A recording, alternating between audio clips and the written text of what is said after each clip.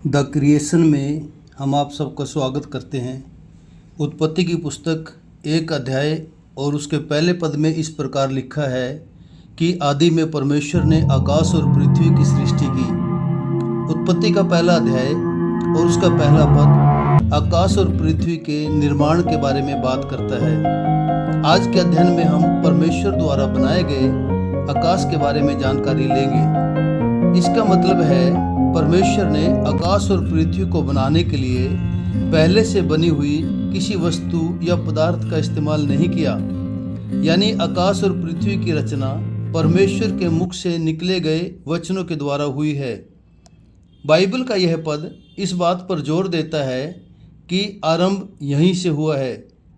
सृष्टि के निर्माण में खुदा का लक्ष्य नजर आता है।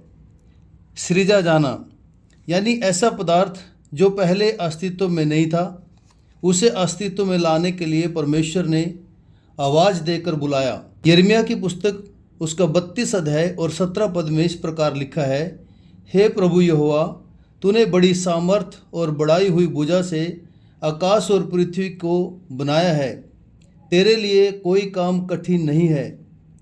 भजन संहिता 102 और उसके 25 पद में इस प्रकार लिखा है, आदि में तूने पृथ्वी की नींव डाली और आकाश तेरे हाथों का बनाया हुआ है। दूसरा पत्रस 3 अध्याय उसके 5 पद में इस प्रकार लिखा हुआ है, वे तो जानबूझकर यह भूल गए कि परमेश्वर के वचन के द्वारा आकाश प्राचीन काल से विद्यमान है और पृथ्वी भी जल में से बनी और जल में स्थिर है। पवित्र शास्त्र के इन वचनों से हमें पता चलता है कि आकाश और पृथ्वी की रचना परमेश्वर के मुख से निकले गए सामर्थी वचनों के द्वारा हुई है, ना कि किसी वस्तु या पदार्थ से। वैज्ञानिक दृष्टिकोण से भी अगर हम देखें तो आकाश मंडल की विशालता हमारी सोच से बहुत परे है। यहाँ हम सारे ब्रह्मांड के बारे में नहीं बल्कि केवल आसमान के बारे में देख रहे हैं। आसमान पृथ्वी से बाहर का एक खाली स्पेस या खाली जगह है। यह बहुत ज़्यादा घना और अंधकार से घिरा हुआ है। इस खाली जगह में मनुष्य द्वारा छोड़े गए सैटेलाइट्स घूमते रहते हैं, जिससे मानव जाति के लिए सौरमंडल और मौसम इत्यादि के बारे में जानकारी मिलती है। इसमें आगे हम जानेंगे कि पृथ्वी के आसमान में अंतरिक्ष की शुरुआत कहाँ से होती है, अंतरिक्ष क्या है और कैसा दिखाई देता है। अंतरिक्ष में बहुत सारे तारे होते हैं जो कि दिन में पृथ्वी पर सूर्य की रोशनी पड़ने के कारण दिखाई नहीं देते या बहुत कम दिखाई देते हैं, पर जैसे ही पृथ्वी पर अंधेरा होता है तो हमें असंख्य तारागण दिखाई देते हैं। अंतरिक्ष में बहुत सारे ग्रह, खगोलीय पिंड तथा असंख्य तारे होते हैं। अंतरिक्ष में बहुत सारे गैसीय पार्टिकल्स तथा अन्य मेटल्स होते हैं, जिससे वहां पर खोज करने वाले वैज्ञानिकों तथा खोजकर्ताओं को काफ़ी मुश्किलों का सामना करना पड़ता है। पृथ्वी का वायुमंडल बहुत घना और बहुत दूर तक फैला हुआ होता है। पृथ्वी के इस वायुमंडल को ओजोन लेयर के नाम से जाना जाता है। ओजोन लेयर मनुष्यों के लिए सुरक्षा कवच का काम करती है, जो हमें सूर्य की खतरनाक किरणों, अनेक उल्कापिंडों तथा नष्ट हुए ग्रहों से बचाती है। अधिक ऊपर का वायुमंडल घना तथा परतें पतली होती हैं। यहीं से अंतरिक्ष की शुरुआत होती है। पृथ्वी के आसमान तथा अंतरिक्ष की शुरुआत को प्रेशर से मापा जाता है। अमेरिकी स्पेस एजेंसी नासा के अनुसार पृथ्वी से लगभग 81 किलोमीटर ऊंचाई पर प्रेशर 0.00048 बार से कम होता है। यहीं से अंतरिक्ष की शुरुआत को माना गया है, पर aerospace engineer Theodore von Karman की थ्योरी के अनुसार अंतरिक्ष की शुरुआत जमीन से 100 किलोमीटर दूरी के बाद शुरू होती है।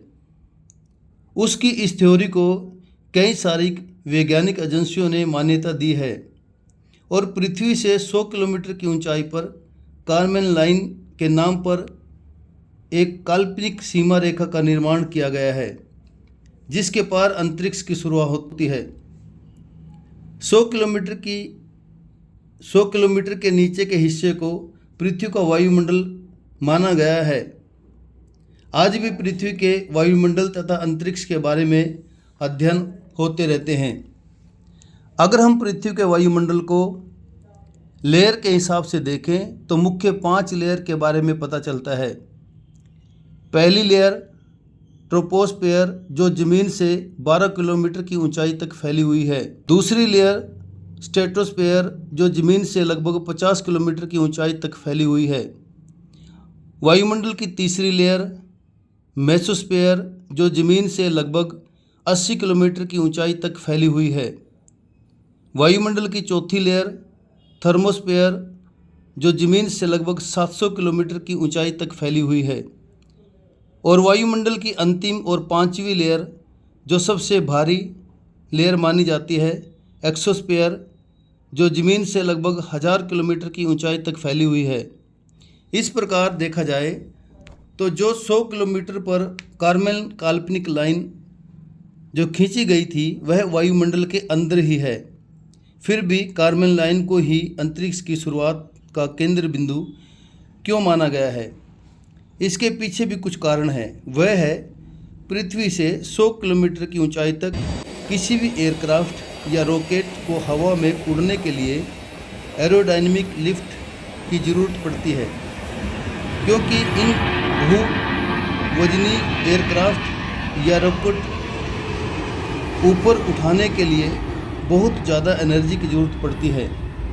100 किलोमीटर की कार्मेल लाइन को पार करने पर पृथ्वी का गुरुत्वाकर्षण बल कम हो जाता है और कोई भी भारी से भारी वस्तु भी तैरने लग जाती है।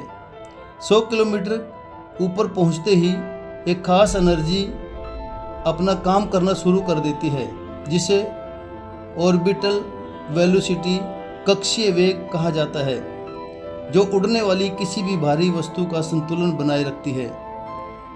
तो दोस्तों, ये थी आसमान और अंतरिक्ष के बारे में एक छोटी सी जानकारी कि कैसे परमेश्वर ने इस महान रचना को अपने हाथों से बनाया।